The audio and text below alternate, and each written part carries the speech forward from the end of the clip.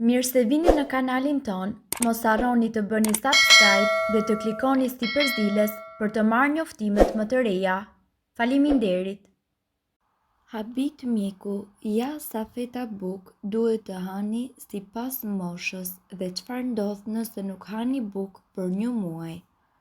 Për ne shqiptarët, buka është një lloj si qershia mbi tort, është ajo e cila i jep shije gjithçka. Në tryez mund të kesh çdo gjë të mirë të mundshme, por sigurisht që asnjë pjatë nuk shijon një lloj pa pak bukë. Për të mos harruar këtu që mamat dhe gjyshet tona e hanë bukën edhe me djathë, shalqi, rrushë të bardhë apo edhe fiq.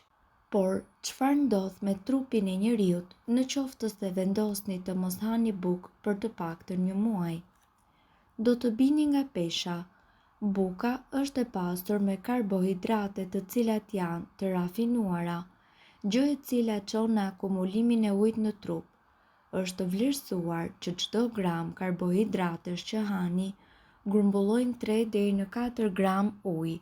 Kjo gjë do t'ju bëjë ju të ndiheni më të fryrë dhe të akumuloni njëkohësisht yndyrë, sidomos rreth zonës së barkut. Përmirësoni sistemin tretës. Gluteni, karbohidratet e rafinuara dhe njëkohësisht përbërësit e tjerë të cilët të gjenden pikërisht tek buka, mund t'ju bëjnë ju të ndiheni të fryrë. Ato ngadalsojnë tretjen e ushqimit gjithashtu. Eliminimi i bukës për 1 muaj njëkohësisht do të përmirësonte ndjeshëm edhe punën e sistemit tuaj tretës. Eliminimi i bukës do të aktivizonte metabolizmin tuaj. Fibrat e gjendura me shumicë tek buka, jo vetëm që ndihmojnë në stabilizimin e niveleve të sheqerit në gjak, por zvogëlojnë edhe rrezikun e obezitetit dhe sëmundjeve kronike. Do të keni luhatje të humorit. Nëse ju i thoni jo dritrave të shëndetshme, i keni thënë jo neurotransmetuesve si për shembull serotonina, e cila ju bën ju që të ndiheni më mirë. Karbohidratet janë burimi më kryesor i energjisë së trurit. Kur një person eliminon karbohidratet, ai do të ndihet i lodhur, i plogësh dhe njëkohësisht do të shfaq probleme me pagjumsinë. Rritet rreziku i sëmundjeve kardiovaskulare dhe njëkohësisht diabetit të tipit 2. Sipas shoqatës amerikane të zemrës, dritrat munden që të përmirësojnë nivelin e kolesterolit në gjak dhe njëkohësisht ulin rrezikun për të prekur nga këto sëmundje. Për ne shqiptarët, buka është një lloj si qershia mbi tort, është ajo e cila i jep shije gjithçka. Në tryez mund të kesh çdo gjë të mirë të mundshme, por sigurisht që asnjë pjatë nuk shijon një lloj pa pak bukë. Për të mos harruar këtu që mamat dhe gjyshet tona e konsumojnë bukën me çdo ushqim të mundshëm.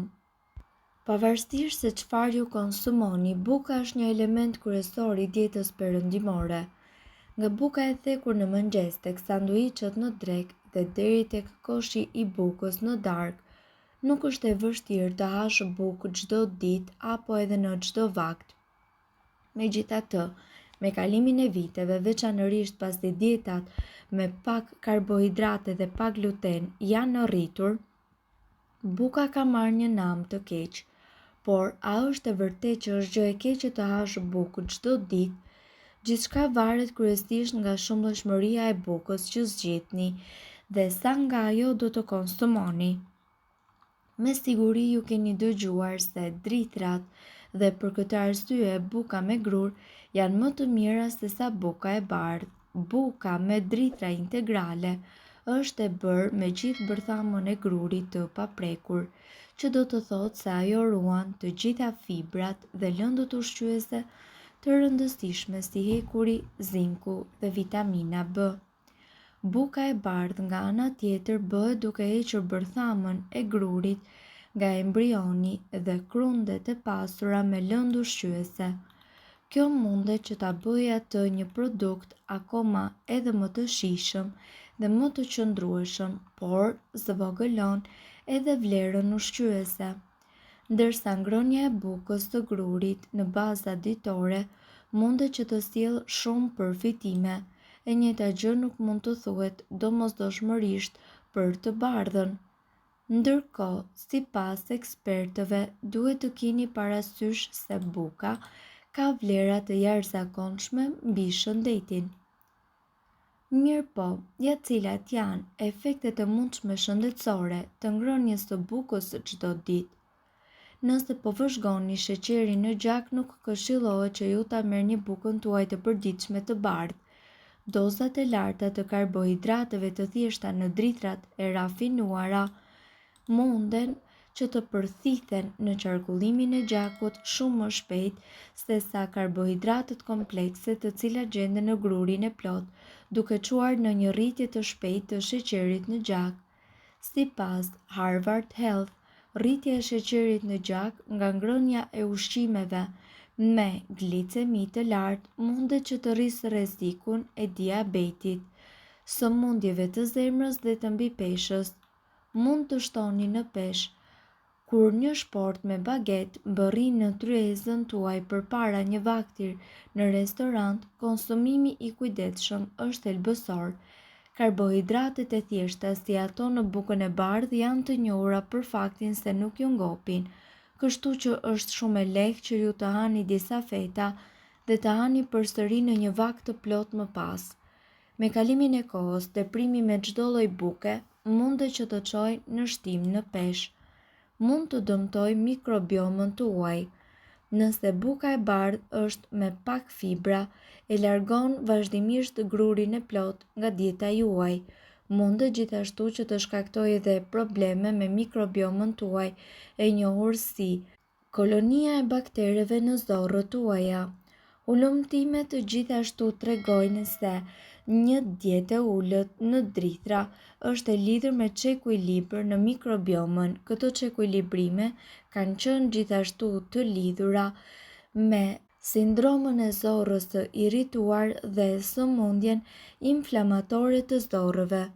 Nga ana tjetër, studime të tjera tregojnë se zgjedhja e bukës së grurit, e cila është e pasur me fibra probiotike që ushqen një mikrobiom të shëndetshëm, ka efekte pozitive dhe nga ana tjetër mund të shtojë vitamina dhe minerale në dietën tuaj. Të hash bukë të bardhë nuk është një lajm i keq. Kur procesi i rafinimit heq grurin nga lëndët ushqyese të tij natyrale, shumica e prodhuesve të bukës e pasurojnë këto lëndë ushqyese përsëri në produktin e tyre, ndonjëherë edhe duke forcuar bukën me mikroelement shtesë. Lëndët shtesë të shtuara zakonisht përfshin acidin folik dhe ekurin, të cilat luajnë një rol të rëndësishëm në shëndet. Do të ushqejnë trupin tuaj me karbohidrate. Pavarësisht reputacionit të dyshimit, karbohidratet nuk janë në fakt një armik për shëndetin tuaj. Në fakt, këto makro shumë të keq trajtuara janë një burim i preferuar i energjisë së trupit, duke siguruar karburant për triliona qelizat tuaja. Ndërkohë, truri punon kryesisht me glukozë, forma më e thjeshtë e karbohidrateve, veçanse një fet bukë mesatare përmban 15 gram karbohidrate. Ngrënia e rregullt e saj mund të ndihmojë në fuqizimin e aktiviteteve tuaja të përditshme. Mirëpo duhet të dini, informacionet në këtë video kanë për qëllim të plotësojnë dhe të mos zëvendësojnë këshillat e mjekut tuaj, dhe nuk kanë për qëllim të mbulojnë të gjitha përdorimet e mundshme, masat paraprake, ndërveprimet ose efektet negative. Informacionet në këtë video mund të mos i përshtaten rrethanave tuaja shëndetësore. Prandaj, para përdorimit, konsultohuni me mjekun tuaj. Nëse doni të dëgjoni video tona që ne postojmë çdo ditë, kliko subscribe. Ju ftojmë gjithashtu të bëni like në video tona nëse i keni dëgjuar dhe pëlqyer ato. Faleminderit që e patë videon ton. Shpërndajeni këtë video në profilin tuaj në mënyrë që të informohen edhe shokët tuaj. Faleminderit!